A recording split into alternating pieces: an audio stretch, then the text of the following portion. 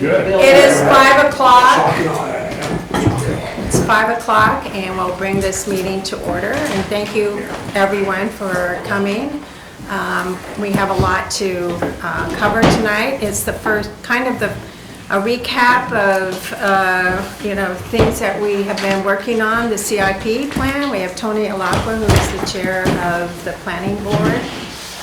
He will be presenting that, and we also have updates of what has been happening with our finances, with the reval, with a lot of things, and Troy and Steve will be sharing the town and the school information as we get to it. If we could, for the viewing audience, because we are being recorded, if we could go around the table and just introduce ourselves and say which entity we represent. I'll start with Dan, and we'll work around that way. Who are you? Oh. I was going to wrap it up at the end. Right, yeah. Diane Cummings, the chair of the Budget Committee. Dan Stearns, Vice Chair, Budget Committee. Tony Ilacqua, Chairman of the Planning Board. Calvin Bollier, I am Vice Chairman now of the Planning Board, and I'm also one of the state representatives representing the Grafton 1 District, which includes Littleton. Quick works planting me, Calvin. Mary Menzies from the Budget Committee. Pat St. John, Chairman of the School Board. Steve, Superintendent of Schools. Troy Brown, Town Manager. Lori Velosovich, the Town Finance Director. Ed Hennessy, Select Board Member. Paul Lehman, Select Board Member. Steve Kelly, Budget Committee. Bill Tillett, Budget Committee. John Goodrich, Budget Committee. And we have other representatives out in the audience part of this room. And as you present something, if you would state your name the first time and then who you represent, I'd appreciate that. It's hard for the camera to hear you. You're kind of off camera, so it's a little difficult. And so anyhow, last January at one of the quarterly meetings, we all discussed the need to have a complete CIP plan. And we did have one in place. However, unfortunately, we didn't have anything from the school side. So representatives from the Board of Selectmen, the school board, and from the Budget Committee and the Planning Board, they all met over since then. And Tony's going to present tonight the draft that they have come up with, and he'll explain a little bit more. Welcome, Tony. Sure, thank you, I appreciate that. Yes, so just to recap, we did have a capital improvement plan in place for the RSAs to go for 6 years, but we were approached by this group and asked if we would consider the idea or the thought of reconvening the CIP program. And during a meeting, I believe in early February, we accepted that challenge to charge. The planning board was all in favor of it. I want to thank members of that committee, CIP, because we spent February through right up until September working on this with the various department heads and stakeholders in the CIP process. We make mention of that, and the unique piece of this was we actually had stakeholders in it, in the actual, in the group, in the committee. Years past, we've had different committee members, whether it be planning board, citizens at large, but this unique one was basically that we had members from the select board, from the budget committee, from the schools, and the various department heads, including the town manager assistant. The CIP program is designed, it's a non-binding product, but it is designed to be one of the many tools to assist in the budgetary process in today's world with all the different variables that are coming down the news every day. It's good to have a strategic plan, and this is the closest thing that I can see that we have as a strategic plan, other than the master plan itself, which calls for a CIP. There's value in having a CIP not only during the budgetary process for transparency for the citizens at large, the public, to get a feel for what's coming down the road. It's a tool to help aid the budgetary process, the warrant article process, with the idea of level funding so we don't have a spike like we had many years ago when all of a sudden everything comes due. The idea is this is a tool for you folks to utilize to map out the future with that. So, and that's what it is. And there's a couple other components of the CIP. The next step that we'll take, and part of that conversation in February was, hey, we will have this ready for you by the time you get heavy into the budgetary process. I believe that's in process right now. And so you can utilize that tool, and that's what we wanted to deliver, and we're ready to deliver that. We met, the planning board met the other night. We had a couple final edits. There are a couple edits I will point out in this final draft.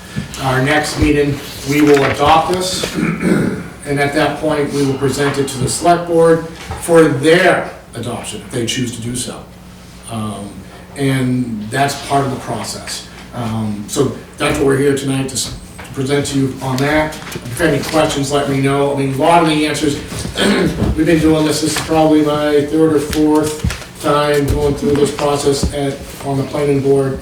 A couple of years ago, we used the same folks that did the master plan. We had some additional funds kicking around, and we had a professional CIP plan brought together, because the first couple of years was hours of grammar this, grammar that, and we're gonna have for language. But if you wanna go through this real quick, touch on some of the highlights.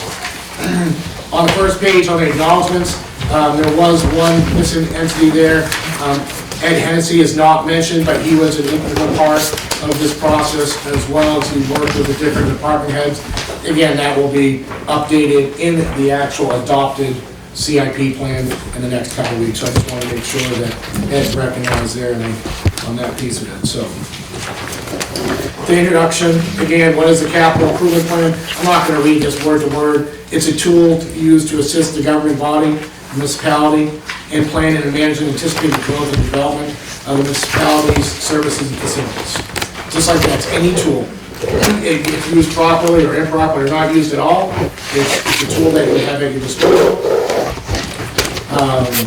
Why is a capital improvement plan needed? It helps anticipate needs. It cannot anticipate the unknown. You know, whether it be a flood, whether it be whatever it might be. That's not what this is about. We do have RSAs that govern the sole purpose. This is at the bottom of the page. Why we have a CIP, the benefits of having a CIP, in the event that somewhere down the road that you want to have a growth plan and you want to have impact fees. The planning board would be part of that process, but you need an adopted CIP by the select board or the governing body of the municipality in order to move forward with that. At this current rate, we do not have that. But that's one of the byproducts of having a CIP plan. Several additional items that are worth noting. I said this, I think, many years ago the first time. This is non-binding. A CIP has no impact on project applications. That's important. It's independent of what we do on the planning board on a meeting per meeting basis. This is the attempt to provide baselines. As you noted, that we have things budgeted out for 6 years. We do not know what the costs are. So working with the department heads, the finance group, they did their best efforts to come up with the best number possible. Now, some of these numbers are obviously not set in stone. As you know, costs rise and fall. Typically they rise and they don't fall. Imagine what's happened in the last 5 years. 2022 interest rates went through the roof, unprecedented history. The speed of the rate of the interest rates, that changed a lot. In the year 2025, you have to pull out your economics books and hear about supply side economics, the fiscal policy, the monetary policy, and the word tariffs. Those are items that could affect prices going forward. From my personal experience, when we were doing the building across the street, the number that we started with was not the number that we ended with when we did the renovations to the Bank of New Hampshire building. That's just the cost of labor, the cost of material, and the cost of time. So again, so best efforts here in a lot of these numbers. Section 2, definitions. The biggest thing that we as a group, the C.I.P. committee group, pulled out was, and it's always been a stickling point, you know, it's supposed to be long-term, project needs, costs, but where's the line? A lot of communities have a baseline of 75 or more, 100 or more. This community did not have one until this C.I.P. when we determined as a group that the threshold would be $75,000 or more. If it's under $75,000, it's not part of the conversation. Find it in another place. Which made the definition and the process for the department heads a lot easier. We gave them the guardrails and made it very clear. On the next page, we asked the department heads to list whether it was critical, necessary, or desired. You'll see on the back page where we have the dollar amounts listed. You'll see the breakdown and everything. We will have on the website, once this is finally adopted, the working paperwork that shows the work papers, how we came up with the determination, or the departments had determined whether it was critical, necessary, or desired. So that's part of that as well. So you can actually read and get the understanding of the rationale behind whether it was a critical, necessary, or desired need. Everyone can hear me okay? Definitely. Well, I have a soft voice. We can still hear you You're now. known for that, Tom. There you go. Thanks. There are limitations of CIP. Again, I've touched on this a little bit. The cost listed for each project. The CIP, the process of development is intended not to micromanage the departments or your charge in front of you when it comes to budget committee members. Project lists in the CIP have been vetted to avoid a wish list. Again, that's what helps us with the $75,000 threshold. We try to create a flexible process, a flexible plan, knowing that things will change in the next 6 years. So there's a lot of unknowns.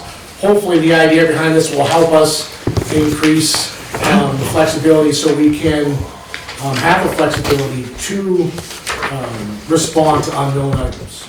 A couple of years ago when we had the floods, the high waters, whatnot, so. The next piece is an oversight annual town summary. This is the capital projects. There is one correction that we do need to make on this, and we caught last minute. Again, this is the final draft. If you look at fiscal year 2030, if you look at the schools, obviously 6,000 plus 52 is not 48. That's an Excel spreadsheet error. That will be corrected. It is correct on the overall project summary sheet. When I was there, it's not bad. I think we caught 2 items in the final draft that needs to be addressed. So we have Everyone see 52 million? that? So we have 52 million for the school on that? What, no, Yeah, so the total, so if you take 52... just the total? Yeah. The total is incorrect, but Yeah, the everything total's else, okay. incorrect. Yeah. So if you take 6 million plus 52, it doesn't equal 48. Right? You see it? Yeah, I'm not the only one who sees it, right? right, no, I was just Yeah. wondering where the 52 Well, we'll look at the million next came. page. The next page will tell that story. So this is basically the 3,000-foot level. The next page is the overall project summary. This is what you all came to see. This is the back page, this is all the work that you want to see. And again, we'll make reference, Diane, to fiscal year 2030, since it's fresh in our head. If you add up all the columns and all the school stuff there, that's where you see the 58,000 come across. So up top, you have the Public Works, Main Street, Phase 2, 6 million. Then you come down to the schools, where you have the breakdowns of the school. Again, we also have an asterisk there, and we need to work on the language there. This was late night on Tuesday. I want to thank Steve for stopping by after his other meeting that he had that day, that evening, to help us finish up with this project. Again, this is one of those things, if the voters approve a new elementary school, the total in fiscal year 2030 potentially could change, right? because some of those items would be there in the event that you don't get to school. You're not paying for two things at once. So in lieu, depending upon, if it does pass, that number potentially could change. Is that clear? Does that make sense? Yep. Okay, so with that, those are the major edits. In front of you is the overall project summary. So you will see from left to right, priority, the fiscal year. You'll see if it's critical, if it's necessary. For example, if you go down that list, the first necessary item that's not critical is the police department, a primary cruiser. They don't have it listed as critical, but it's necessary. If you want to go to the working sheets of the police department, you can see the project title and the breakdown and the rationale of why it became a necessary item and not a critical or desired item.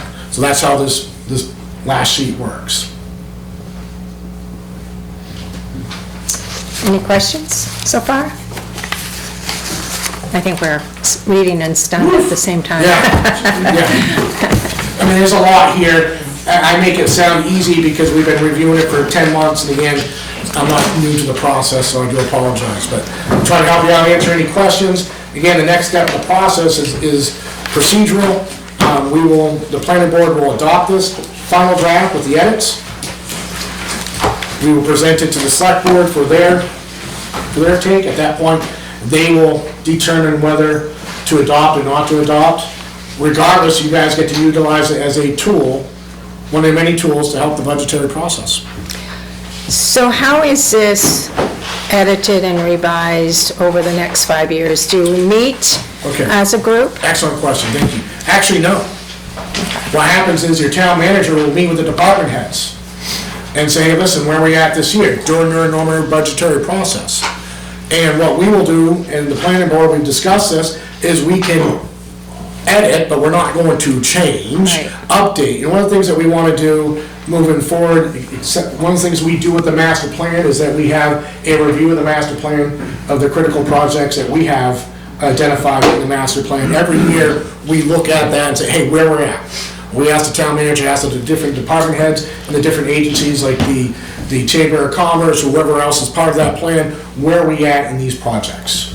Can we mark them complete or not? With this CIP plan here, the idea would be that I want to see how good we did. Right, Dan's like, you're going to sign, I'm kind of curious on how this actually plays out over the next 5 years. So we're going to actually study and address it. One of the things that we will do on my spare time moving backwards is look at the previous plan and try to compare and see how we did. But right now, our main goal was to get this in front of you tonight on this project. So yes, there will be follow-up reporting and oversight on that. Steve?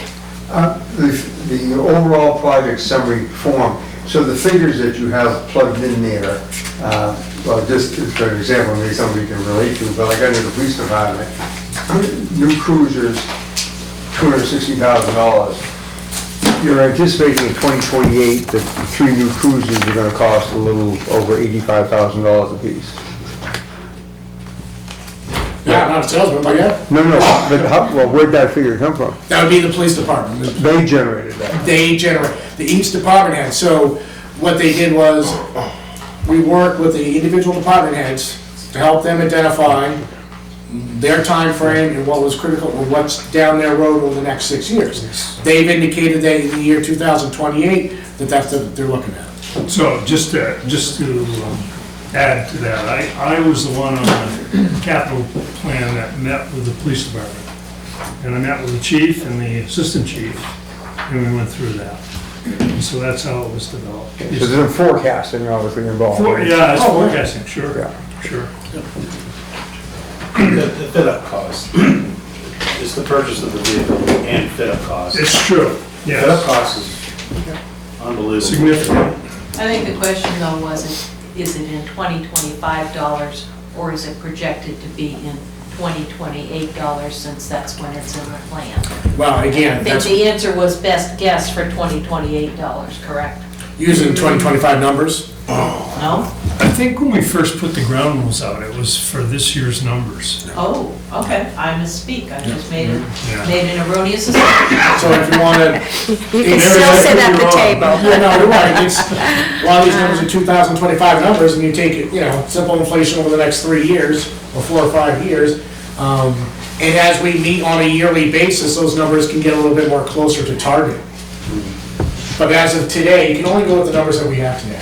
So the answer, it is 2025? Yes. Okay, good point, Mary, thank you. Thank you. Thank you for asking Yeah. that. Thank you for. That's what my me question about trying- forecasting. Yeah, It's me not- trying to answer it, I Well, answered it wrong, but. We're forecasting the need, but not Right. forecasting the dollars. To be determined, yes, best efforts. So, from these numbers and the years, I'm going to turn it to the school. Did you decide in 2020, what is it, 2030 for the elementary school? Or is that still on the horizon, near horizon? No, as of right now, we're still planning to bring it forward in March. Okay. And we're talking with the budget committee over the course of the next several months. We're looking at what bond payments would look like. We've just heard back from the state as to what their adjudication is relative to the state aid question. We talked about that in our meeting on Monday. So there's a lot of factors. Ultimately, we may opt not to bring it forward in March. But no, this placement here on the CIP is not reflective of any decision that the board made in terms of when to bring it forward. And again, this is a 25 number too, obviously, so that same building and footprint in 2030 with inflation would be significantly higher. Any other questions from anybody? I just want to also point out that the school has also included some upgrades and replacement costs across all of their buildings in this plan. And I'm going to kind of skip around. The agenda is so fluid, I'm sorry. But some of us went to the courthouse presentation the other night for the Grafton County Courthouse. And one of the things that people were a little upset with was, how did a 50-year-old building get to be defunct and have to be replaced? And there is such a thing as maintenance, and there's maintenance, and the upgrades and mechanical parts that have to be replaced over the years. And I kind of hope, Tony, sometime we see that finite information somewhere on the back of this, some of our buildings and how old they are and what kind of mechanical systems need to be replaced, when they should be replaced. Because just as a budget committee member and being chair for 6 years, I have worked with maybe 3 or 4 different superintendents and 3 or 4 different town managers, and you see turnover on the boards and you see turnover everywhere. And I kind of hope that it can be consolidated in a format and in a way that someone on the planning board or somewhere has that information and can bring it forward at a certain time. I don't know if that is part of this, but I really think it should be kind of part of this, just kind of trigger the discussion. It may not end up being in there, but at least it's been reviewed and looked at. So I appreciate that the school brought other parts of the school system into play and not just for the elementary school. So, again, great point. Each one of these line items has a project sheet. Within that project sheet, the department head could absolutely, whoever's in charge of that item, could be part of the rationale. Why is this, for example, I helped with the transfer station, and we're looking at things like capacity. It's normal to August 20 years, it's come to that, we use it more today than we did yesterday and 10 years ago. So that information can be provided by the individual departments for their rationale, if they choose to do that way. But I I think you're also, I want to just keep stressing that it has to be located in a central place that, so everyone knows that it's coming down the pike. This mechanical system is coming to its end. John? Yeah, Diane, on that point, when I was in charge of factories, I always would ask the question, what's maintenance going to be? You know, maintenance is, it shouldn't be an unexpected item. It should be expected to do. Yes. And as the example of the courthouse was that we listened to for Grafton County, it was not taken care of. I'd like to compliment the police department. They've done a wonderful job with that building, and it's built into their budgetary operating expense every year because they're doing maintenance on it, and they've kept that building in fine shape, comparatively speaking, for the age of it. And so I think that gets reflected in the operating budget in that case, but I don't know about the others and everybody else, what they're doing or not doing. But P&L is different than capital, but you gotta recognize both. You got to recognize Still both. money. Yeah. But just to make sure there's not any confusion being created by comparison for those that might be taking in this meeting later on via video, I echo your concerns about longevity and turnover, but for the 5 years that I've been on the board, we've been blessed to have the same facilities manager who's done a fantastic job. We have not, will not let Lakeway fall into disrepair. John, you've been a great partner with the rest of the budget committee and going through our budget every year. You know we spend a lot of money every year on making sure that that building doesn't fall into disrepair. Dale is great and has partnered with all of the superintendents to make sure that that is the case and will continue to be. Our argument to taxpayers has been, well, we're doing this because it's the responsible thing to do. Right. By the way, Lakeway's like a decade older, I think, than the courthouse, by the way. At some point, it becomes a losing proposition for the taxpayer because you're spending more and more money to maintain, truly maintain, a building that at some point, right, at some point is going to be in a position where we're all going to want to see it shift, right? And again, I'm not here to relitigate the school issue, but it's also obviously not going to move from where it is, right? The property and the site is going to be what it's going to be, so that's been our argument. But yeah, we always factor in necessary maintenance into our budgets. We always seem to be in a position at academic year end too, to be able to use some unspent funds to be able to tackle some things. So the facilities team is very busy, and there's always a lot of things that we've got going on across all of our buildings, but including Lakeway, we don't treat it differently just because we're pursuing a new building. Obviously, there was no slight intended on that. No. And I just wanted to clarify. yeah, there was no, and that's the reason why I said that there are other things in there, but I think by listening to the courthouse presentation, it made me realize there is maintenance and then there's maintenance.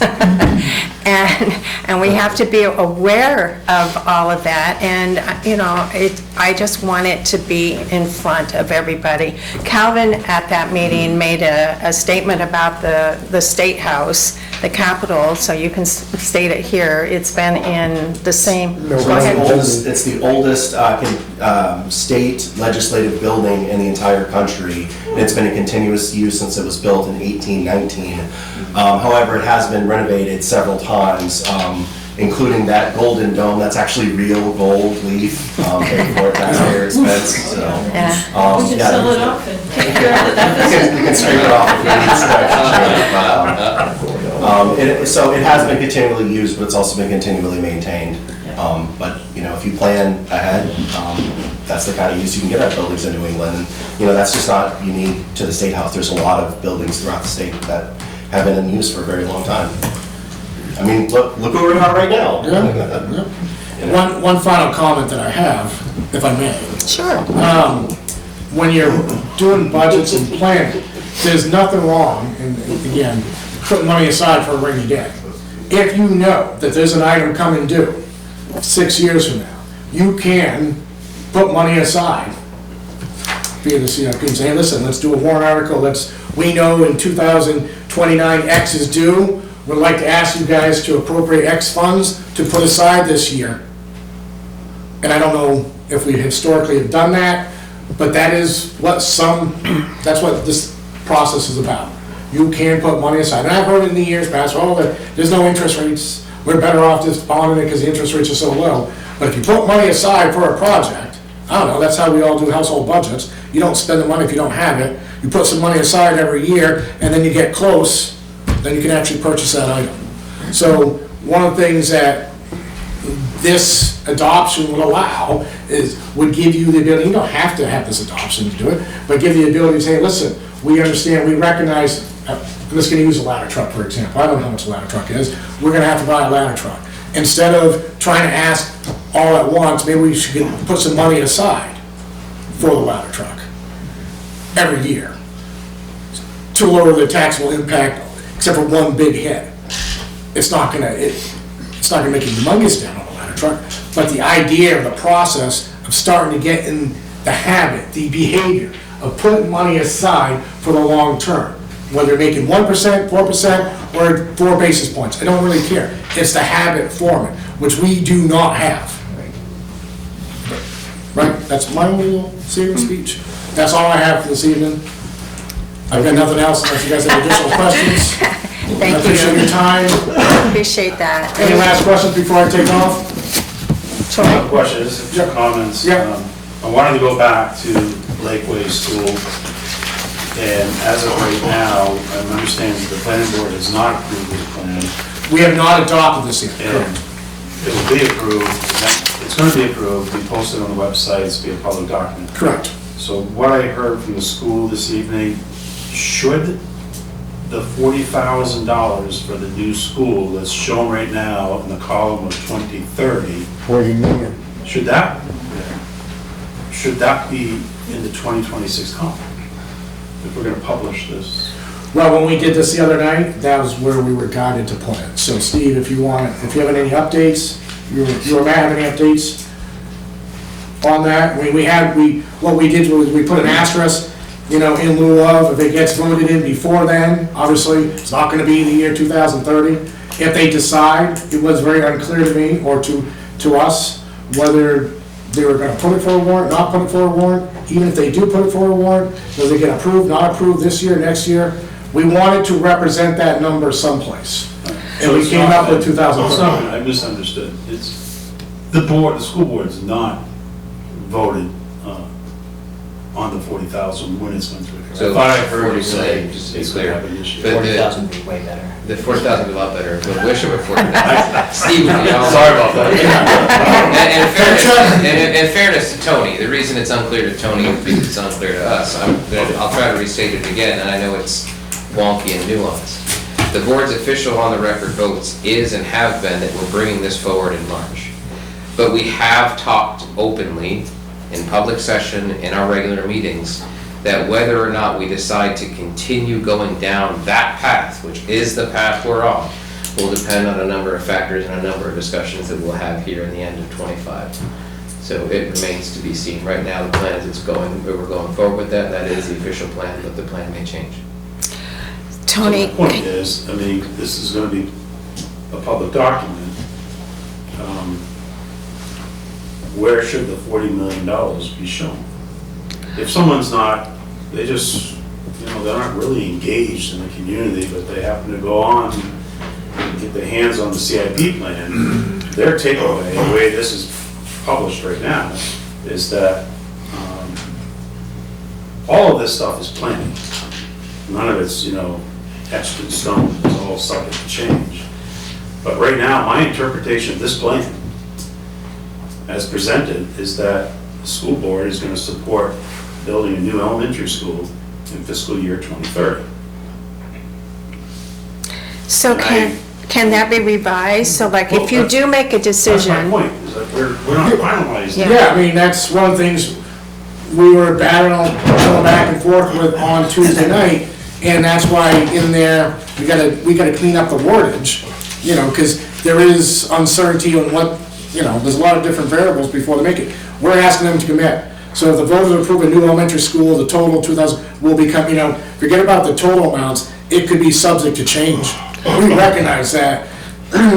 That's a moving target, and that's the best the school board could provide us. But can you put an asterisk next to the 40 million? There isn't an asterisk there. It's so- not, that's one that it said we were working, Yeah, yes. yeah. And that's Yes. a good point, but the footnote should probably also say, the fiscal year 2030 will become 27 million, and the fiscal year earlier number will become Yeah. 40 million Yeah, plus. we have some fine tuning on that one item, was the last minute, but yes, we have all intentions to, and Calvin, you're right, hold on one second, to edit, have an asterisk in lieu of, in the event of, Yeah, because those things we don't know, Right.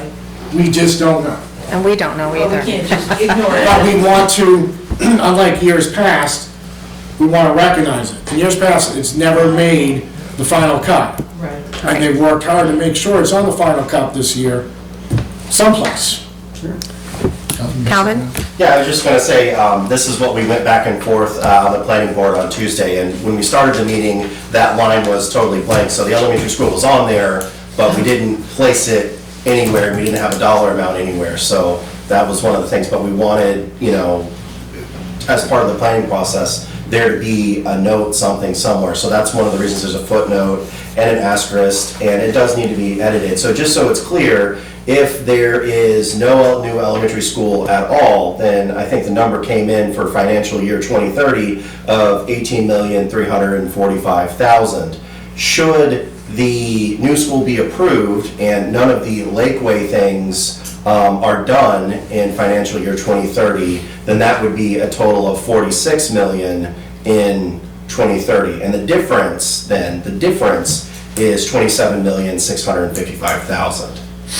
Should Steve's point about which year the dollar amount reflects, should that be in the footnote too, somewhere along here, that these are projected out still in 2025 dollars?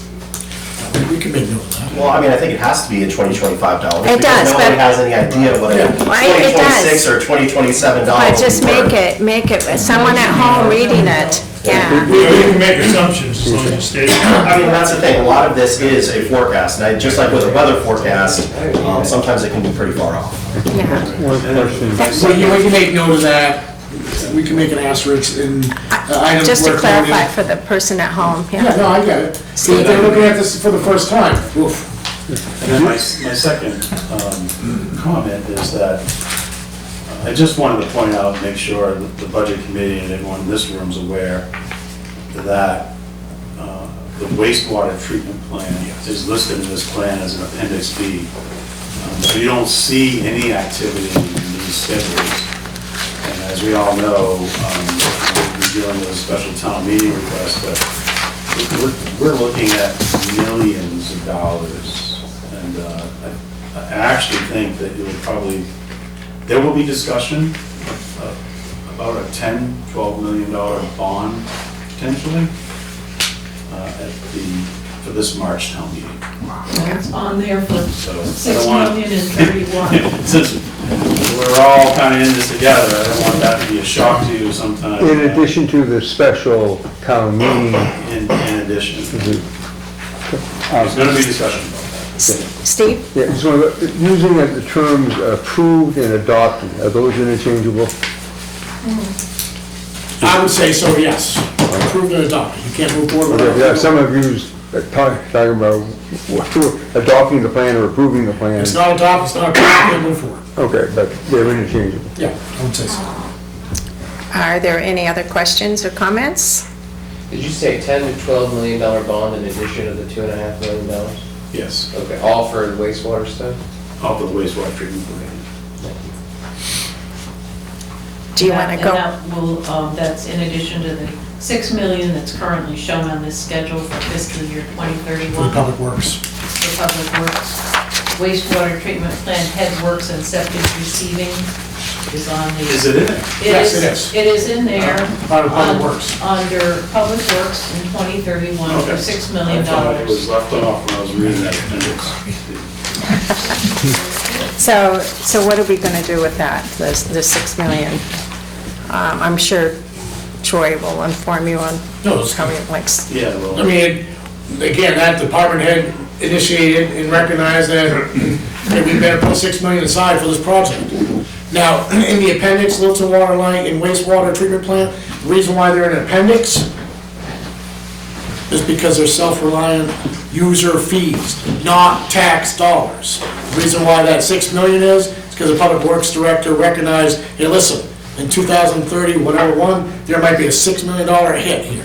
So we're not gonna, there are limitations. I am amazed at how much the user fees are gonna cover on the wastewater treatment plant. I think our bill will be like $1,000 every 4 months, 6 months, I don't know. John? Yeah, just listening to this conversation and the unknowns, or the things that aren't quite pinned down yet, it seems to me that we might want to just reconvene 1st of January and say, okay, this is the tidied up capital plan. Because I think what we put down today isn't going to quite represent what we're going to know more about 4 or 5 months from now. I agree. I agree.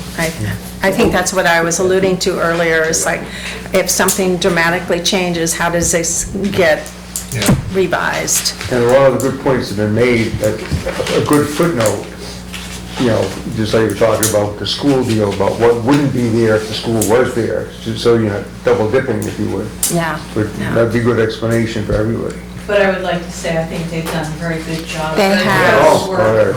not an easy Thank you. chore, No. a labor of love. Yeah, well, probably hatred by now, but.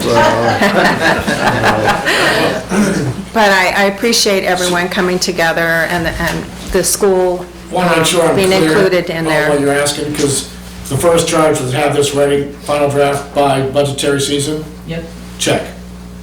What I'm hearing now is, well, before we adopt it, to get closer to the numbers, let's reconvene in January. We'll have closer, tighter numbers, so we can have a better forecast and forecast and map for not only 2026, but moving forward. So our numbers will be tighter, is what you're saying. If the numbers were I'm not against order it. of magnitude different, no less, I wouldn't have bothered with that, but I think it's something we should do. I don't, because I don't disagree. Yeah. You know, we will bring that to the planning board, our next meeting, our discussion. Ultimately, they are the ones to, but I can tell you, that makes sense. I'm Calvin? not against it. I think this is one of the other things too in the planning board, because my eyes bugged out when I saw this in the planning board meeting on Tuesday. And, you know, one of the things that was emphasized was this is non-binding, and this is a planning tool. So it's ultimately gonna be up to the budget committee, the select board, the voters to really scrutinize each one of these items and figure out, you know, what makes sense, what exactly the outlays should be. This is more, hey, just so you know, coming up, these department heads, you know, they have some requests here, so. Well, that's the idea. it's a living document that we would like to use as a budget committee, because we get, in the operating budget, we get a lot of requests, but sometimes we don't see the bigger picture, and we have to stay focused on those items that need to be done, and then maybe work the operating budget around that. And whereas we were always putting these items on top of the operating budgets. So anyways, thank you. But I do want to caution, our rule is very clear. Okay? Yeah. I want to caution that. Yeah. Because I come back January, I'm not coming back in February, March, April, May. That's a very fair comment. Okay. It's very fair, Just yeah. saying. So, I get it, I understand. You We promised want these it by tight. now, and you did it. Thank you. Thank you. We will meet with you in January with tighter numbers. But that's gonna come from you guys. It could be posted as a, once you review it at your next meeting, or you're not going to.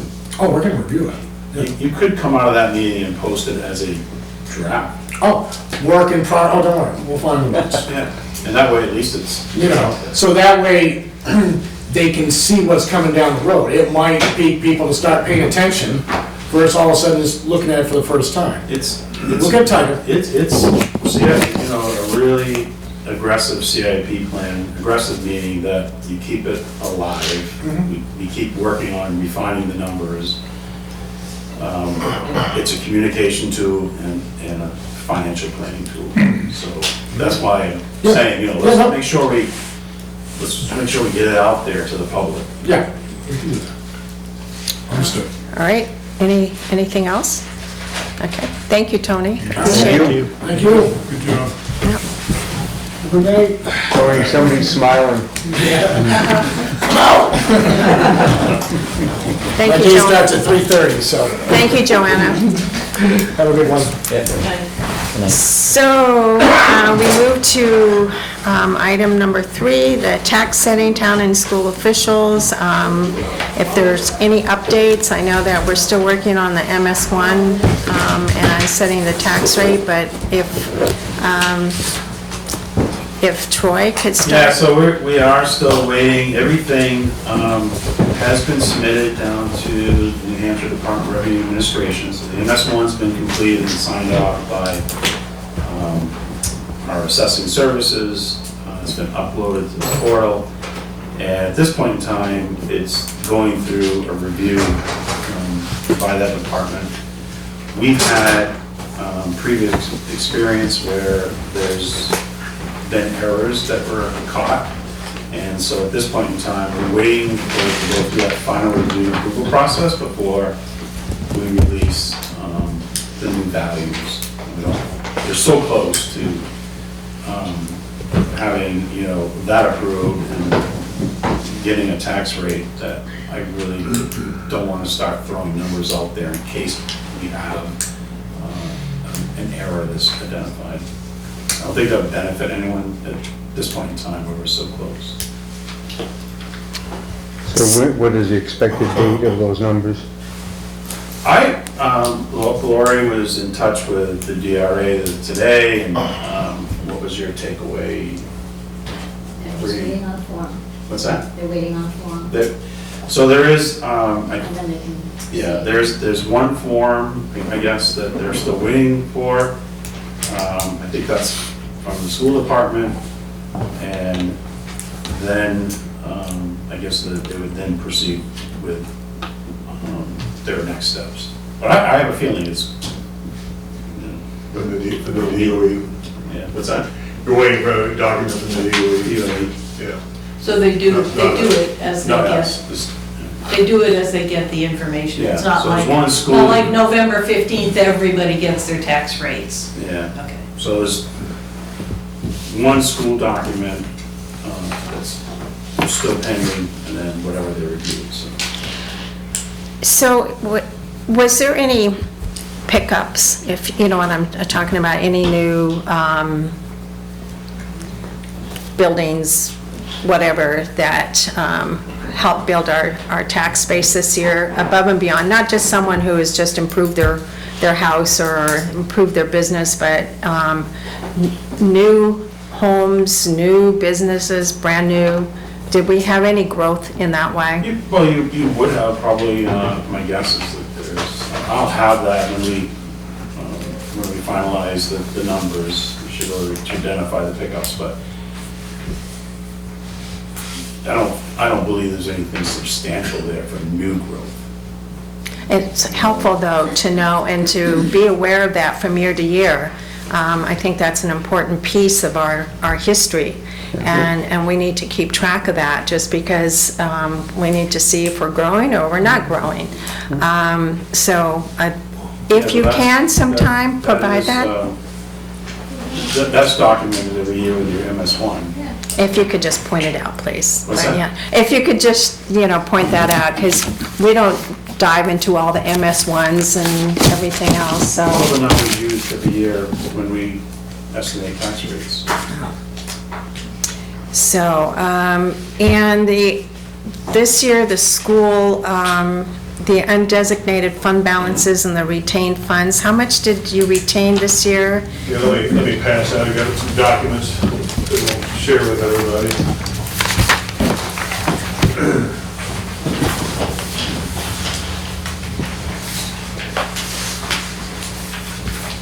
You'll see it right there at the top.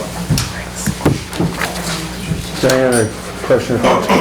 I would think that as far as expansion of the tax base, just the houses being built on Man's Hill would represent a pretty good chunk of. Well, you think so? Sprouting up like mushrooms. Yeah, I mean, that's gonna be pretty substantial, and those are not low dollar houses.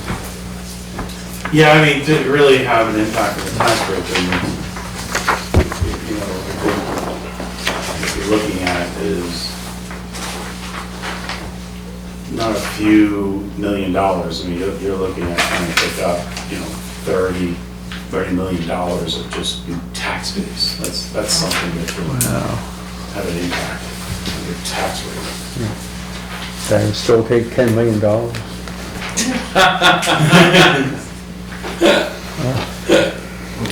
Calvin? I was just gonna say, the Artemis facility that they're building over by the hospital, I mean, that's like a, nice new sort of growth, development. And then our master plan, we actually did identify areas that would be, sites for potential, new growth in town. The other thing I would mention is that we did have a series of meetings over the summer about adopting possible changes to Littleton's zoning ordinance with an eye especially on encouraging new growth. So I think coming up next month, we're going to, at our next planning board meeting, we're actually going to be talking about some of those things. So that could be an opportunity to where we could actually see appreciable new growth in town. That would be great. I mean, it's so important. I mean, we have to keep track of if we're doing things right or not doing things right. So, Steve, did you want to continue on with this?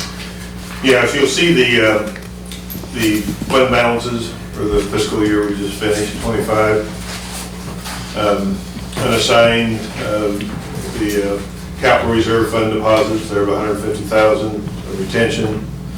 Left with a total reduced tax of 199,258, which is significantly less than the previous fiscal year. Part of the reason that reduced taxes was reduced somewhat, if you look down under health insurance towards the bottom of the page, we got a surcharge from school care a few weeks ago. Most all over the state, districts and towns and whatever have had this happen. So that reduced our reduced tax fund by $384,000. So that was a real kick in the gut. It was. It definitely was. So where does that 384 come out, Steve? Is that in the 579? No, it would have been in the total to reduce taxes. Correct. But now it's gone to school care because it was an emergency assessment. So it would have been the unspent funds in addition to the 5% that would have been given back to pay down the rate, but we got hit with that assessment. Okay, so it would have been on top of the 928 then? Would have been on top of the 199. Well, but also, back it up, sure. would have been on top of the 928? Yeah. Yeah, the original was 583, 258, until that happened. John? Yeah, Steve, just a question, or Matt, with the, in the news and our face is the Claremont situation with schools. And I saw also in Concord, they got a problem with a similar dollar amount, but it's a much bigger school system, so proportionally is less. Are you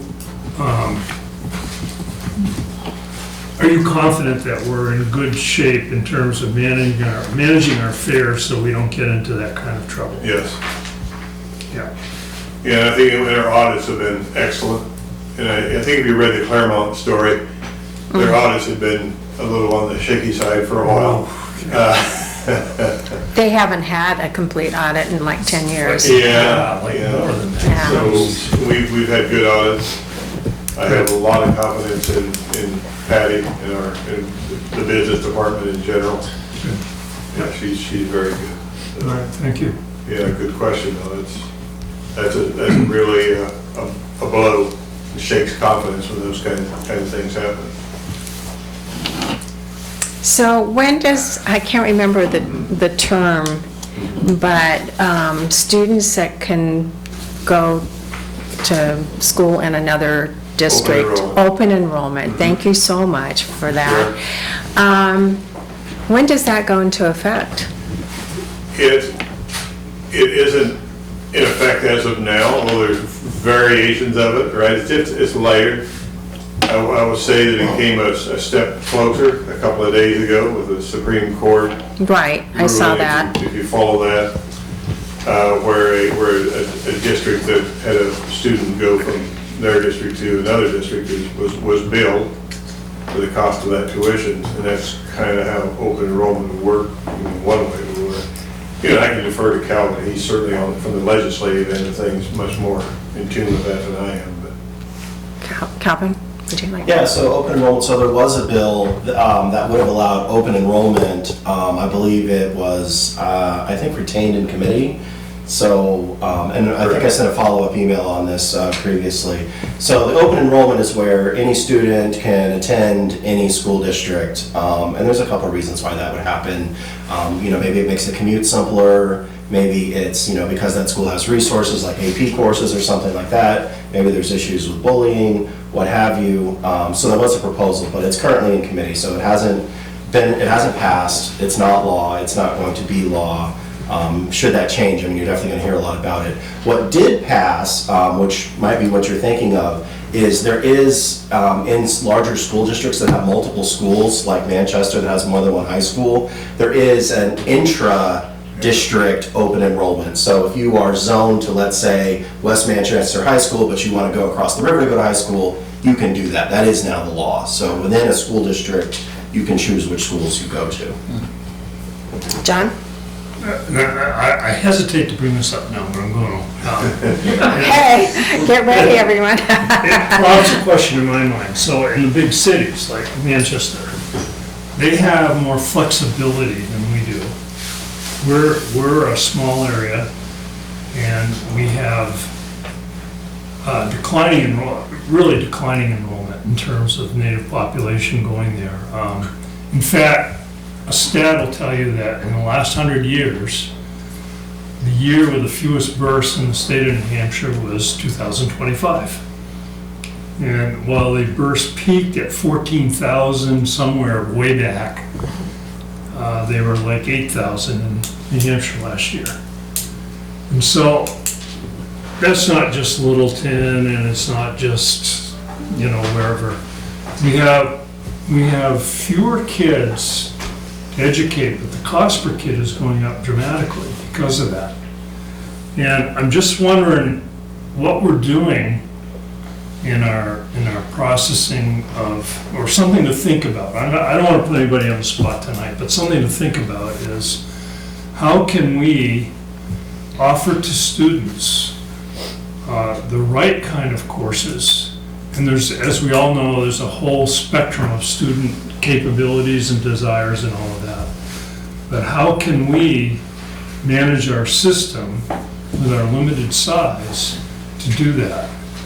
What visibly comes to mind in my simple head is we need to find ways to partner and do offerings between schools. There's been an awful lot of that in I see Bob's here, in the Caledonian Record, on how schools can consolidate and combine and bring together resources in a way that can still serve the student population but be more cost effective. And so I think, and I'll get into this as we do the school budget, but I just want to throw that on the table. I think it's a pretty important topic for us right now. Yeah, because Bob from the Caledonian is here, I have to be careful what I said. No, I could.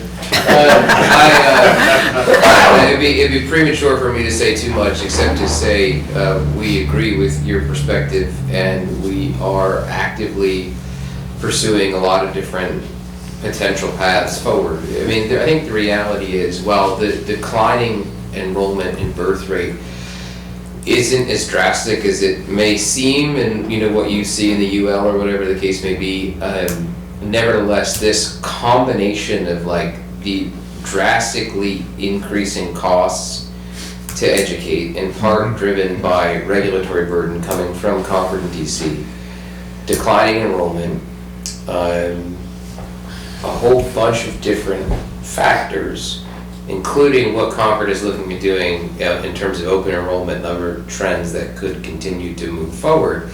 I think all the districts have to think about how they potentially get in front of some of those trends. Seen Vermont do some things that if they start to do those same things here in New Hampshire, those decisions are going to be made for us anyway. right? So there's a question of how do we start thinking about that? Now, you see some of that, right? You've seen, See White Mountain Regional. yeah, you've has seen some- Lisbon split off, or Lisbon, right? Consolidation, Process is right. splitting off, and I've not been here long enough to know the history firsthand, but heard enough secondhand. We've bounced around quite a bit, right? Part of this, and then not a part of that. And so there's a lot of things that we are actively considering and need to continue considering. Yeah. And Matt, I'll just say that, when I graduated from Littleton School, so I'm a product for better or for worse of that. And Bill the Tulip too, right? We were same class, actually, Yeah. but I had 112 classmates when we graduated. And I think this past year it was 39. Yep. So it's, it's very dramatic when you think of it in those terms. for sure, if on a long enough horizon, yeah, year over year, it can fluctuate, right? Yeah. We're gonna see a couple of years here where our graduating class will be a little bit higher than it's been, but yeah, of course, your math is math. Yeah. Is NASDAQ helping or providing any information of all the schools in New Hampshire, how they could be addressing this? Is there anything through them that could guide us? We did an enrollment study with them a while ago, and of course, their projections show increasing enrollment. That was about 3 years ago. We've not engaged them since, to my knowledge. We will have a new projection, but yeah, it was, they've been pretty accurate, but there was some, I'm not sure, I think as Matt said, they weren't, the projections didn't really go that well in the last couple of years, according to plan. They were off by quite a little bit. And I think we can think about different factors, what that might be, but. Well, I'm also, I know that White Mountain Regional, it must have been one of the articles Bob wrote. He's very popular tonight, but it was about bringing NASDAQ in and looking at space and also looking at the curriculum and how they could offer, provide the best curriculum for their students. Is there something that we could collaborate with the other schools around here and maybe have them come in and take a Ask look you at that that? question in like 6 weeks. In 6 weeks? Okay, That's perfect, good. perfect. I appreciate that. And Steve, I think I also read in the Caledonian about White Mountain Regional, and they took a hit on school choice as well, school care. And they're talking, it mentioned in the article that the other school districts are considering pooling together. Correct. Can you give us an update on that? Yeah, that was discussed. The North Country superintendents meet every month, and we rotate around the various places we'll be hosting in December here in Littleton. But yeah, I think there's more and more conversations around a number of areas, that being one of them. What happens if we got a much bigger pool? Sometimes that helps. I mean, they'll tell you it helps. It doesn't. It's not a given. But in general, it helps with insurance rates. On this document I mentioned, we have, Patty and I did meet with a firm that does work with schools and towns and hospitals to go out and seek the best rates that are possible on behalf of those entities. And we're just in the very beginning stages of that piece, but that's something we've done on our own most years, but they have a little better connections, a little better ability to do some of this. So we are actively looking at health insurance options, other options other than school care. Of course, one other thing that constrains you is not just getting the best rate for what you're offering, but it's what you're offering, which is driven by your contracts. Correct. So that's something. Equivalency. Yeah, so, you can go out and save 5% by going to a different company, but, this is what you're buying rather than this. Correct. Yeah, the health insurance is a budget. It's a budget killer. For at all levels, families, Yep. I mean, we talk about, read about what's happening with health insurance rates with average families, yeah. So, any other questions? Okay, Troy, the undesignated fund balance, have we been dipping into that at all, or we've had some issues come up? Well, no, we don't dip into it. My term. Back roll. But it's heavily regulated. We did just finish our audit, so Dan. you see what's going to be coming around here. It would show you our unassigned fund balance in 2024 was, the last time we set our tax rate was 1.6 million. And we believe when we set our tax rate this year, when we have that DRA form, that we'll have a reduction and we'll be coming in somewhere around 1.4. So we're anticipating we're going to lose somewhere $150,000. And obviously, that's the combination of, we had a very large usage last year with the purchase of the town office building. We're also have been using money to reduce taxes, so that did. So it's something we're watching. This summer we did adopt an unassigned or a fund balance policy that set out priorities on how we're going to use the fund balance. And my concern is obviously whenever that fund balance is dropping, it raises flags. So we'll be monitoring it this year when we set our tax rate. Did you put any of the undesignated fund balance towards offsetting the taxes on the MS1? I'm sorry, I didn't quite comprehend. Well, we haven't set the tax rate. Okay, so, all right. So that will be a discussion. I believe last year we used 700,000. 700,000 I think so. In 2024. in 2024? That's what you aimed at last year, if I remember right. Okay.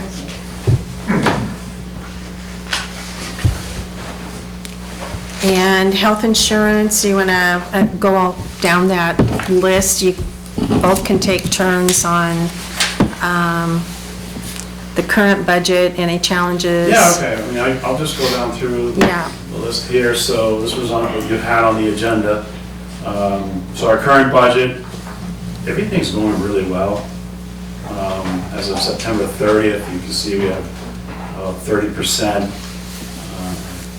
remaining, $3,595,000.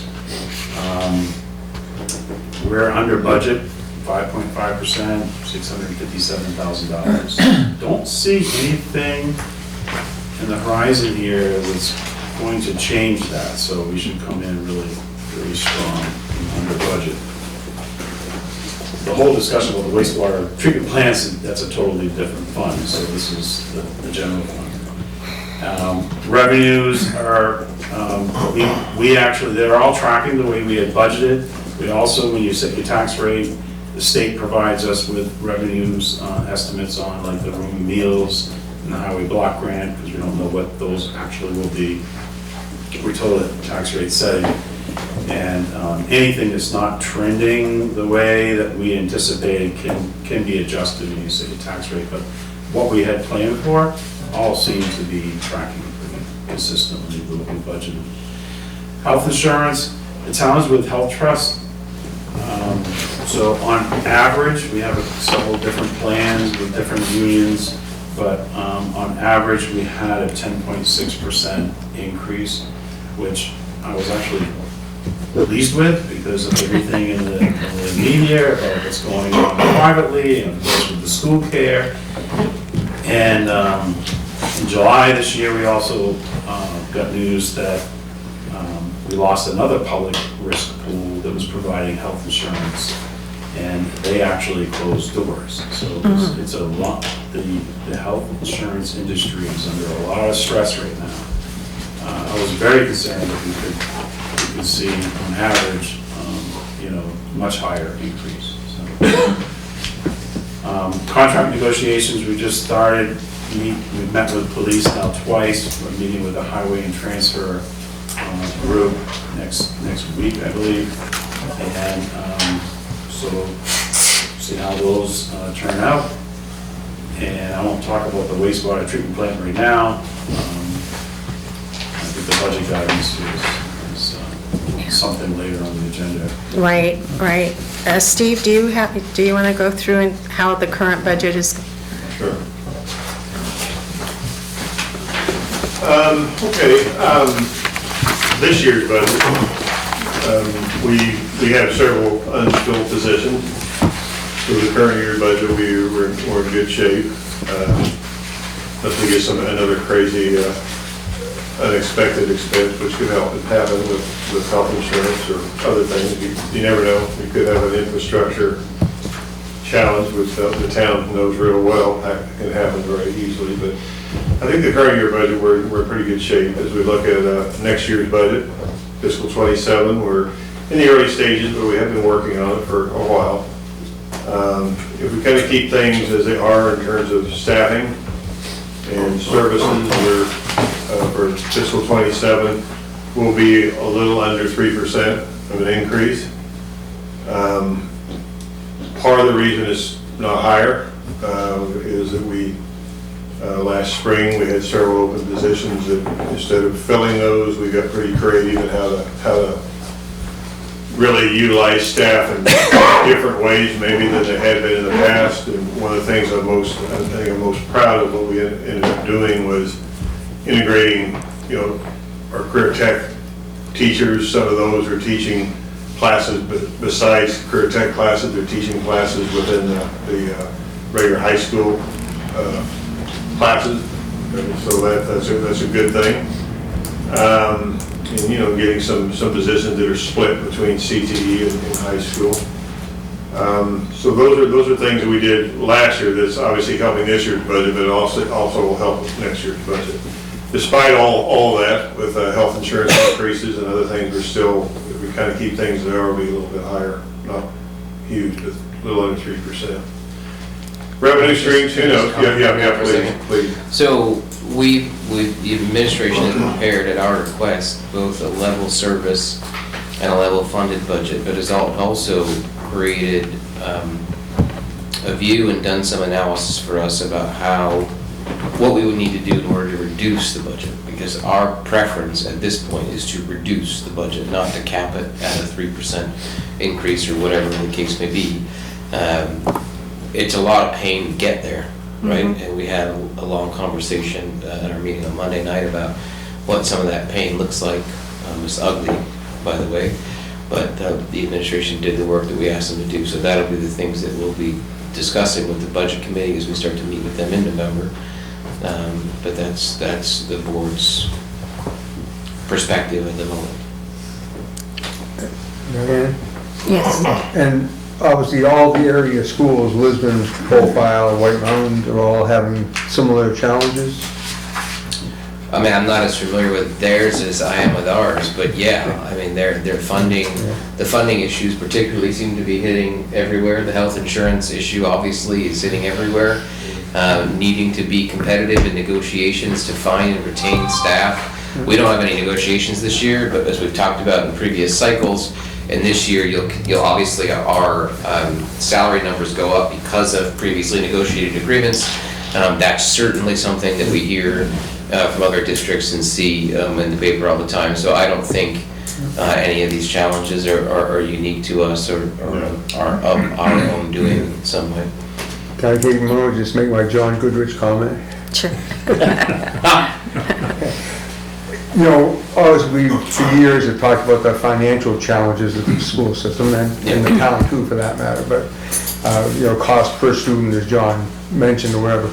Truthfully, in my mind, we've gotten to the point now where it isn't the money issue as much as it is the quality and diversity of education that we're able to offer to our students. Sure.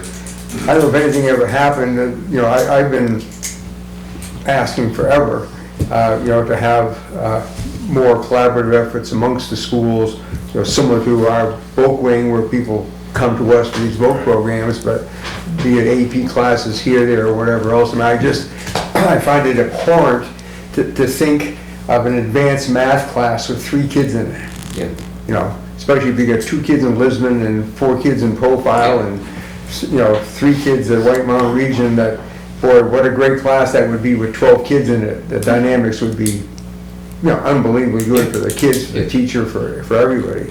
And truthfully, that's where I am now, just almost regardless of the money, but I think there was a glimmer of hope last fall, and did it ever happen, Profile was looking for a Spanish teacher or a French teacher and didn't have one? Did we ever have any progress? We did, unfortunately, we just ran out of time and some other logistical challenges we had with that. But those conversations are not dead by any means. And I think, again, there's got to be a way to, and we've got the model, it's all you said, it's Region 3. Yeah.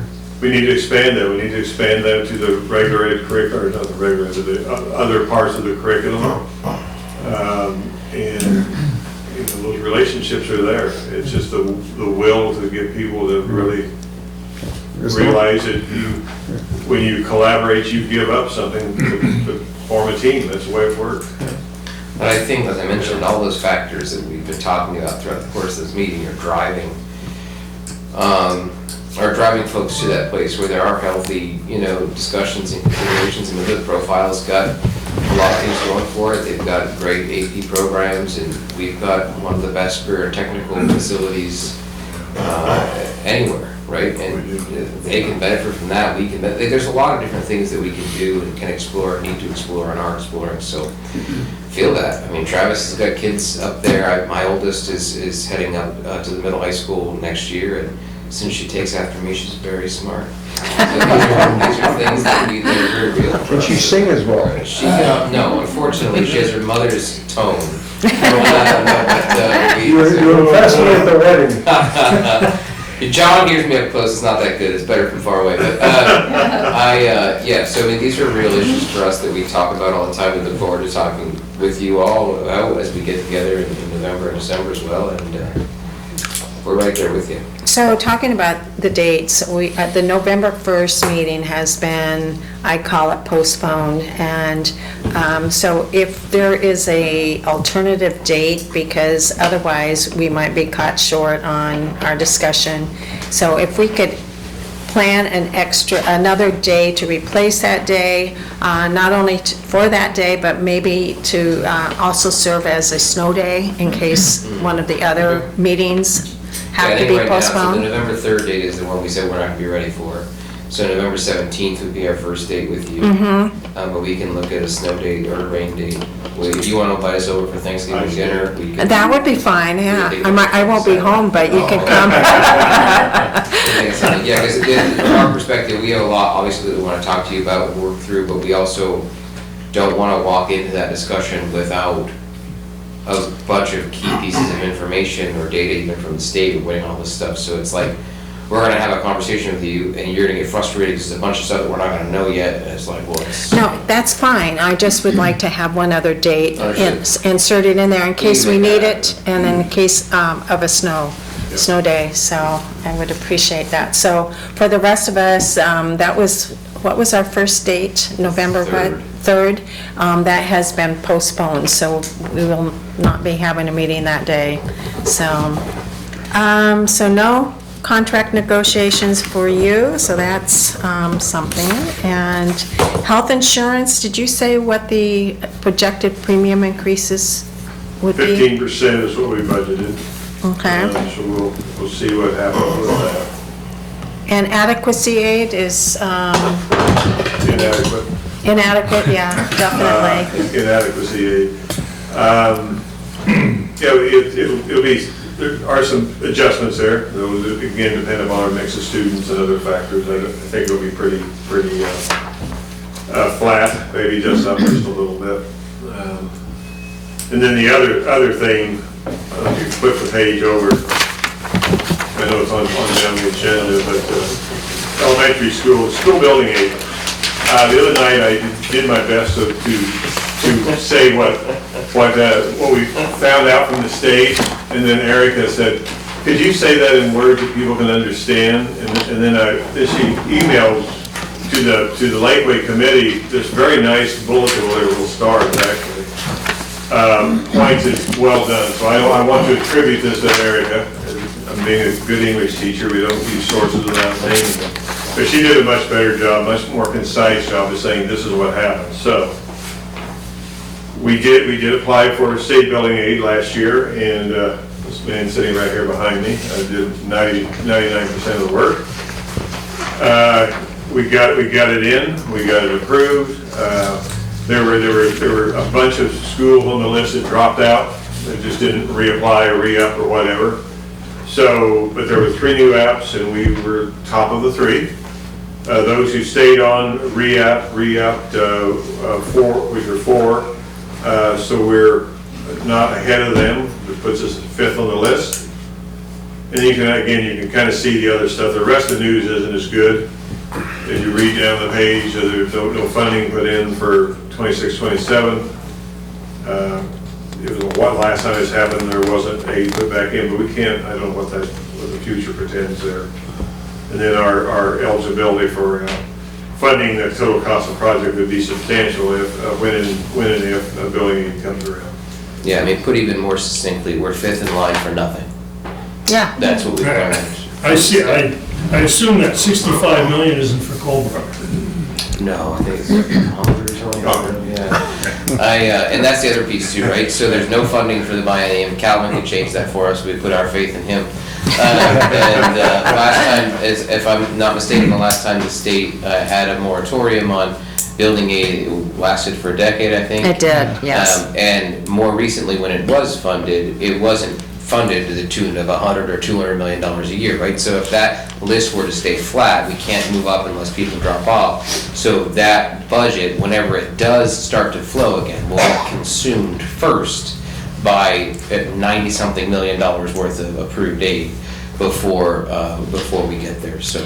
So Calvin, are they considering changing, I'm sorry, Bill, I jumped in, I'm sorry. Are they considering changing the way they distribute the funding? In the past, it was on a yearly basis throughout the life of the bond, and now it's like a chunk up front and it gets used up quickly. Are they reconsidering how they distribute that? Yeah, so that was one of the things I was going to get into was, putting money in the budget. So, I mean, we just passed the budget back in June. So that budget is going to run until June of 2027. So whatever's happening in the next budget will be up to whoever's elected in the next legislature. Theoretically, the state could expend more money. I think what you've already seen with what happened in Claremont is there's very little appetite in the legislature for going in and adding additional funding on a stopgap basis. So, I mean, I think at least until 2027, I don't think anything is going to change. Bill, did you have a question? Yes. How close are we to the average that the state has per student for cost? We're significantly above cost per pupil you're referring to. Yes. We're definitely above the average. Like, how bad? Oh, for the most recent, $6,000 to $7,000 each. Yep. We were. There was a time we were narrowing that gap, and I will say this that we'll see how the next few years pan out. I think we're going to be heading back the other direction a little bit, but the gap is still it's significant. Okay, is that it for that part of the agenda for you, Steve? I think it is, Yeah, right? I think so. Is there any other questions? Does anyone else have a question? Troy, your guidance. Okay, now they came in, we like their numbers, Troy. Can you match it? No, right now, what I've set for a goal for preparing the operating budget and warrant articles is to come in somewhere between 5% and 8%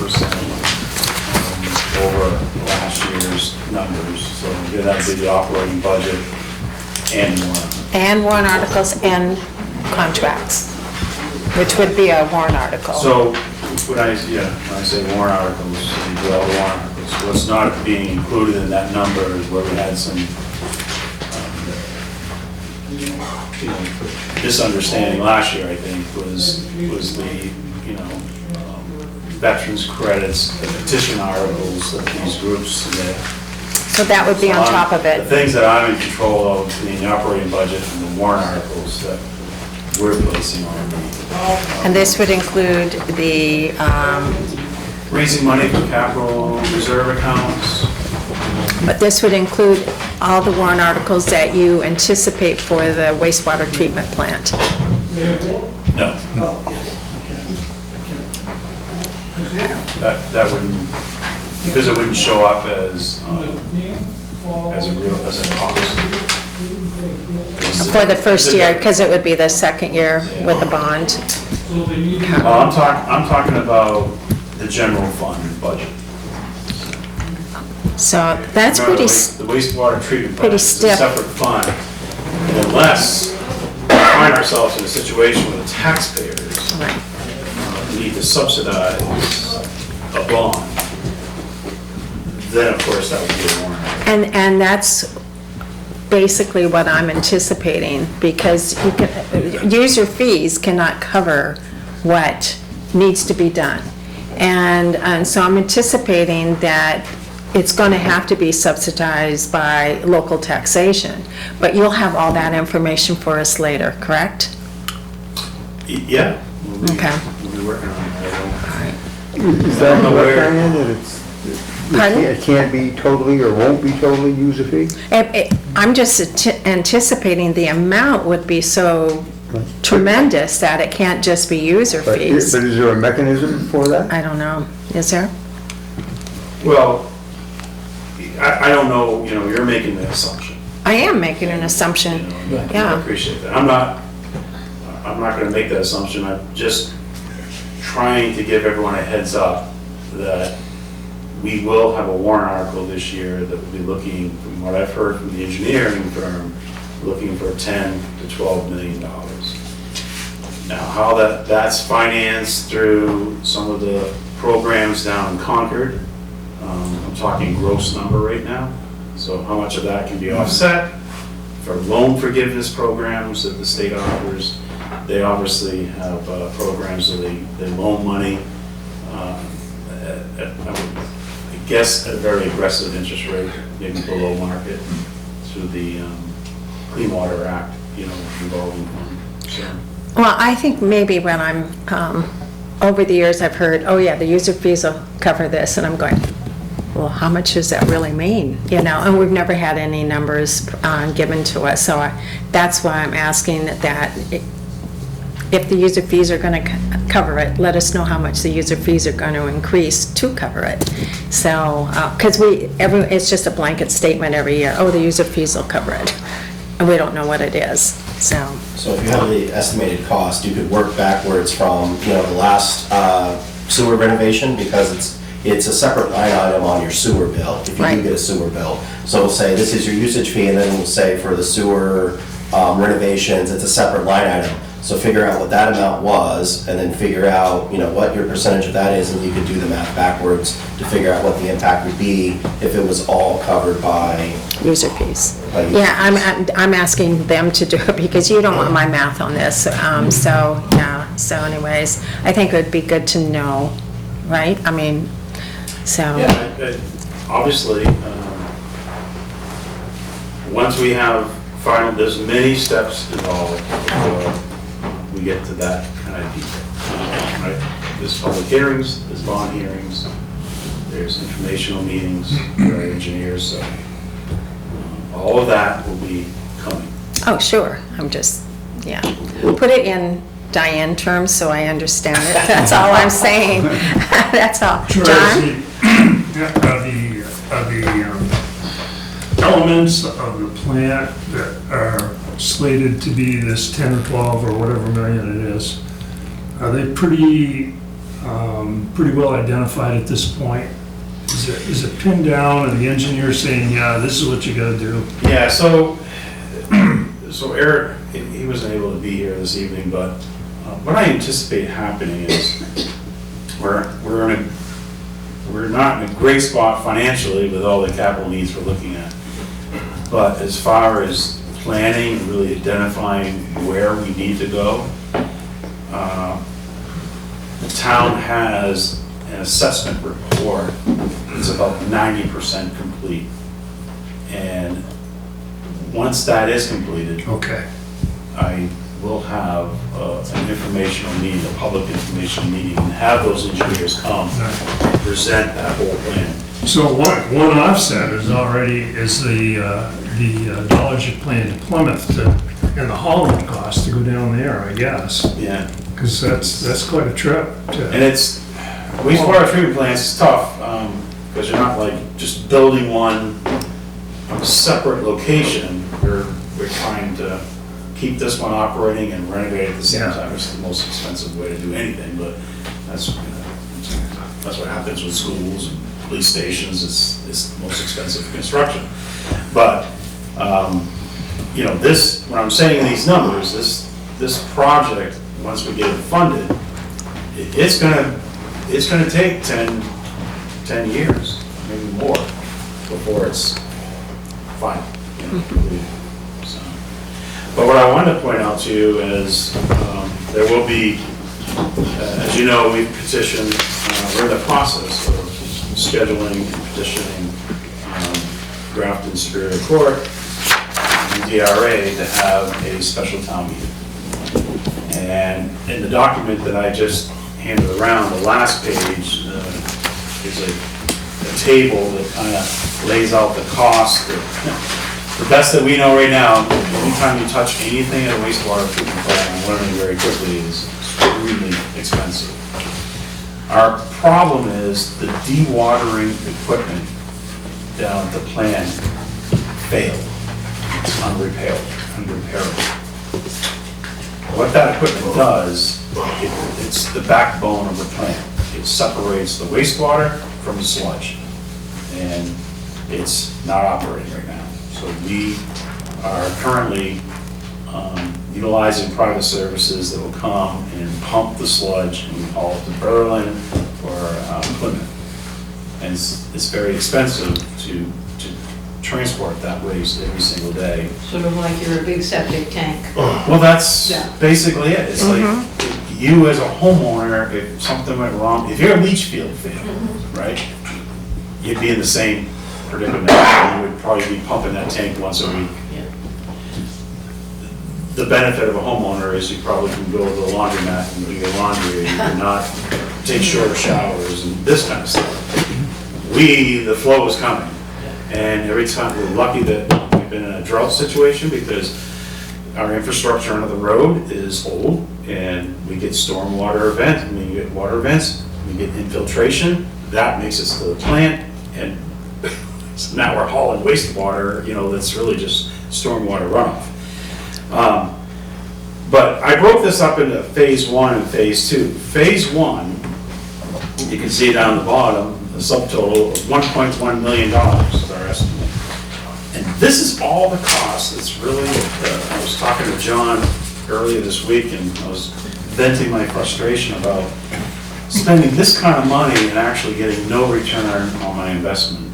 This is just the cost to keep the plant operating. So there's a company that will lease us this piece of equipment that we need.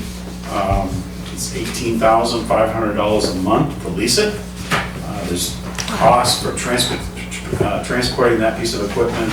Right now it's in New Jersey. Get it up here, set up training.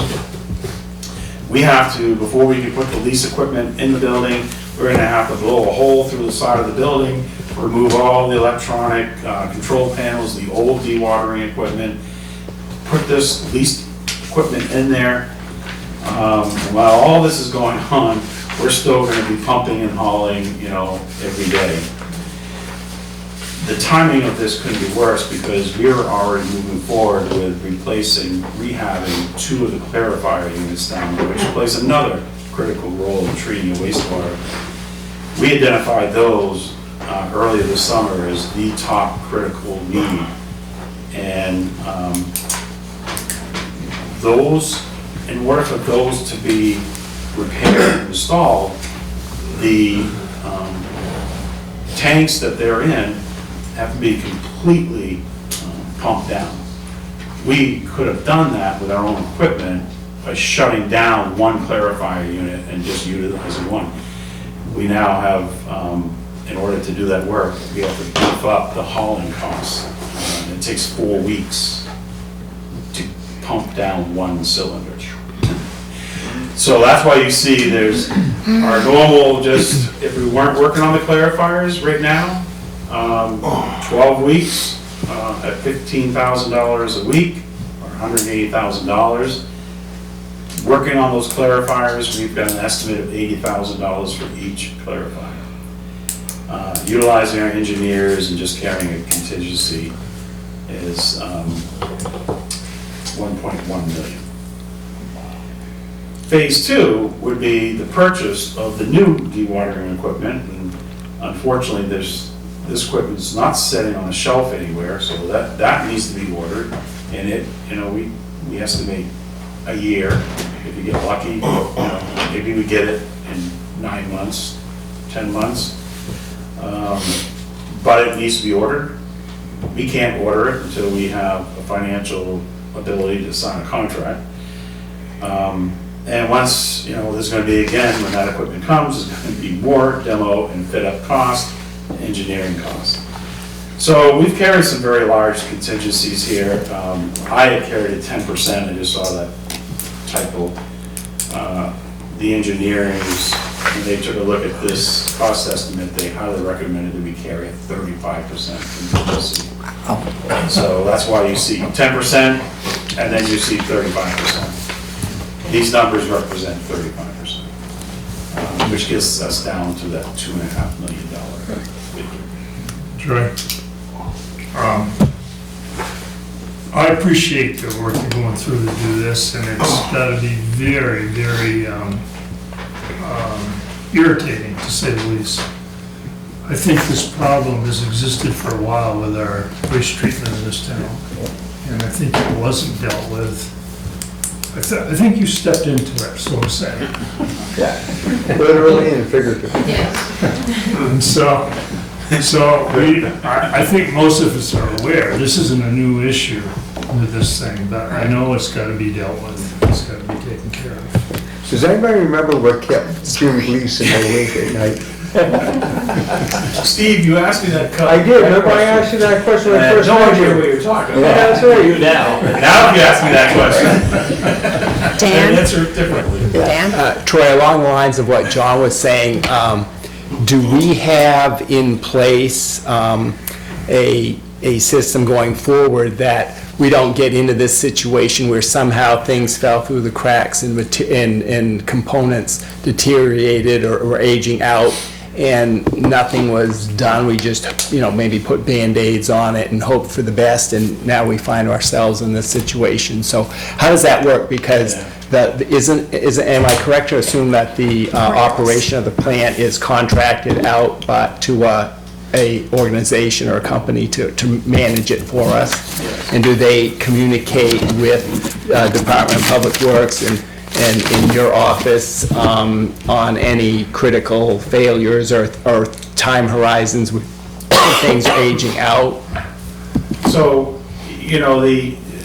as Diane said earlier in the meeting, there's been a lot of changeover. Right. The town managers, Right. even with the Public Works Director.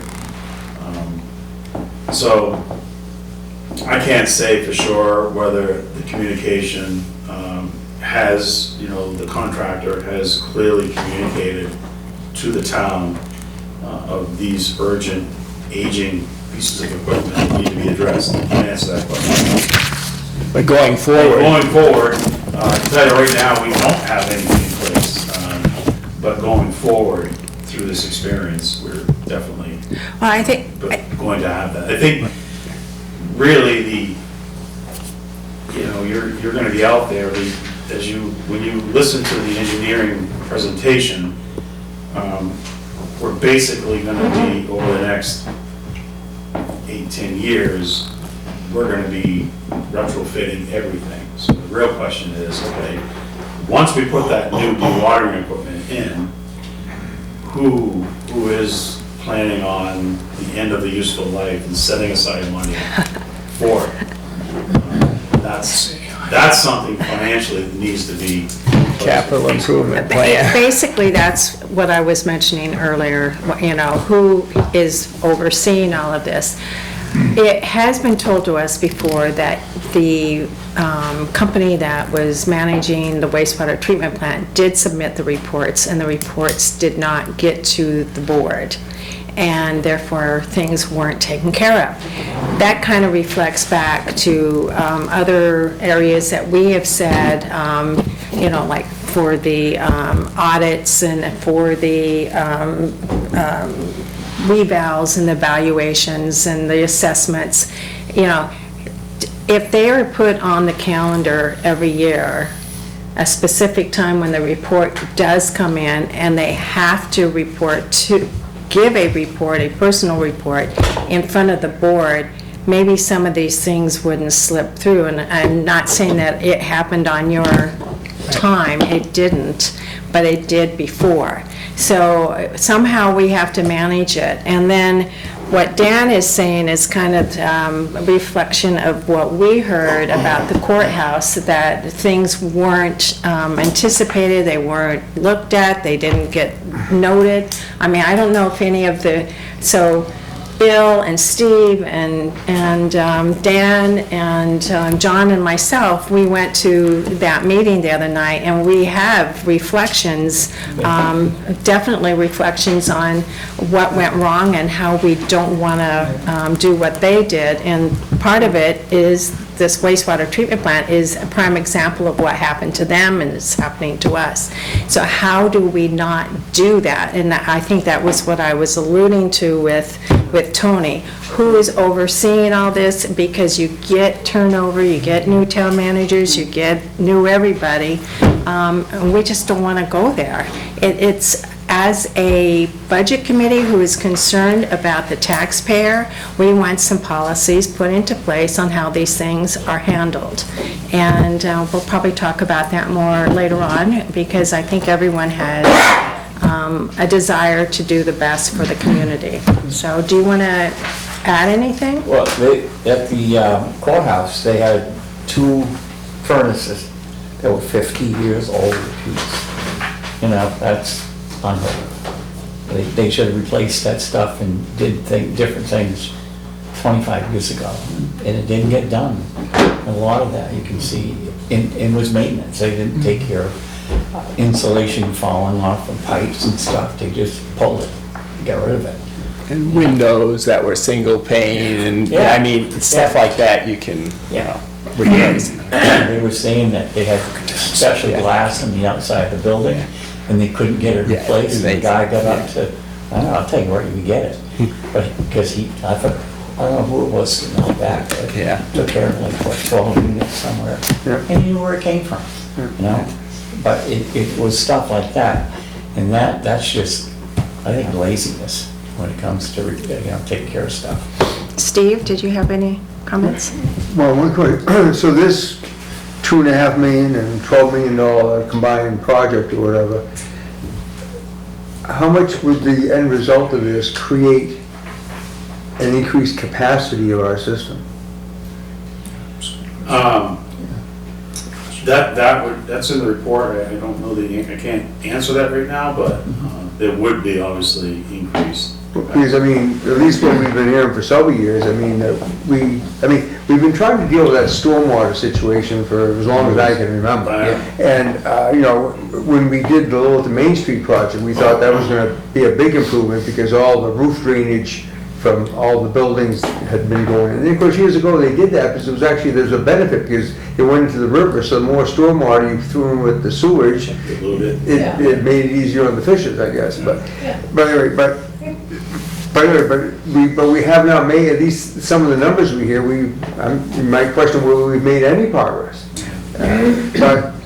But whatever we do, we gotta be looking down the road 30 years. So our capacity has gotta be increased by 50% or maybe 100%.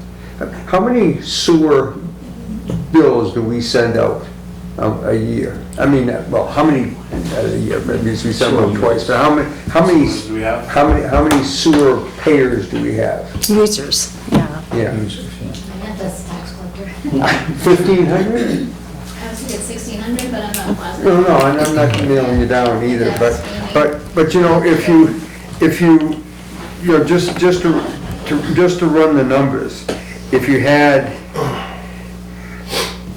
okay, if you have a $12 million project and you have a $2.5 million project,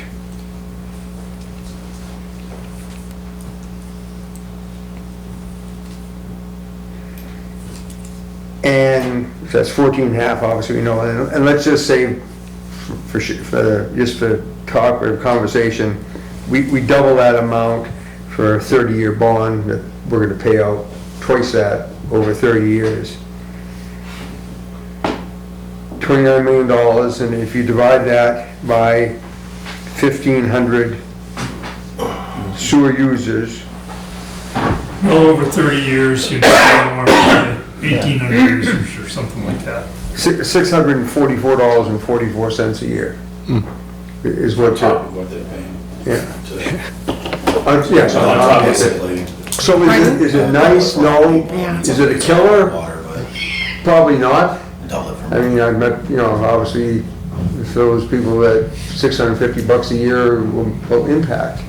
But anyway, but I mean, whatever it is, we gotta get it done, we gotta get it done right. Yeah. And we can't, you can't be looking to save a few bucks that only gets us 10 or 15 years down the road when we really need to be looking 30. Calvin? So one of the things I wanted to mention is that if we actually do, you know, follow through with the master plan and tweak our zoning ordinance to have, you know, have more pro-growth, and that growth actually arrives, one of the nice things about having the CIP is that it enables us to charge impact fees. So if somebody did bring in a big project that tied into the sewer system, we could now actually charge an impact fee to offset some of that capital outlay that we're doing in advance. So. Go ahead. The other thing we've got to look at is the water system in Littleton. They're talking, they need to do a lot of work on their main line coming in and all that stuff. And so when we up the rate for the sewer and the water, probably a good idea to find out what that's gonna cost and get everybody prepared for it. You know, because that'll be another hit that's it's gonna happen. Yeah. So, Lori? I'm sorry. Steve was throwing around, just remember there could be an offset from grants. Because Clean Water Street Revolving Fund, they give loan forgiveness, so it's, you know. But I guess what I was gonna, a worst case scenario, Yeah.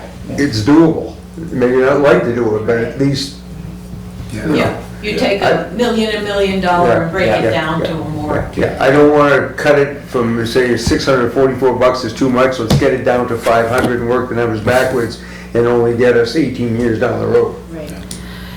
So are we coming to, we're still in regulation time, we haven't gotten into overtime yet. We have 10 minutes. Any more, Troy, to that? No, that's what we're looking at. How's your aspirin supply? What's that? How's your aspirin supply? Yeah, no kidding. I just, you know, that's it, in your packet, I know this is not stuff that you're interested in hearing, because you don't want to go back to March 25 and know we're asking after. But I just wanted to point out, as we come up with our new values and, you know, and get a new tax rate, that in March, when we walked away from the polls, on an average $300,000 home, the voters approved, the majority of them approved expenditures that would represent, based on our estimates, an increase of $531 on a $300,000 home. So I just want people to remember that is so difficult this year as you get to this new value of your house going up, Yeah. the tax rate going down, and then you're still reaching your pocket and still have to pay money. I just want people to remember, well, we knew that a $300,000 home in March was gonna pay about $531. It's our best guess. Troy, is that a good average for the homes? I know that someone's gonna ask me that question now, is what is the new home average, Yeah. right? Yeah. I don't think we're gonna use the 300,000 anymore. No, was that a good average though? Because I mean, I think it was. Yeah, I think okay. you're right. At the courthouse hearing, they said that average home in Grafton County was not 400,000, right? Didn't they say that? Yeah. And ours would be higher than that, I think 300. ours will be higher. I thank everybody. I just want to let everyone know that I will send out the topics, the departments that we are going to have next week. Riley is on board with Parks and Rec and also the Opera House. And Troy will have an overview. We also will hear from the library and the Opera House.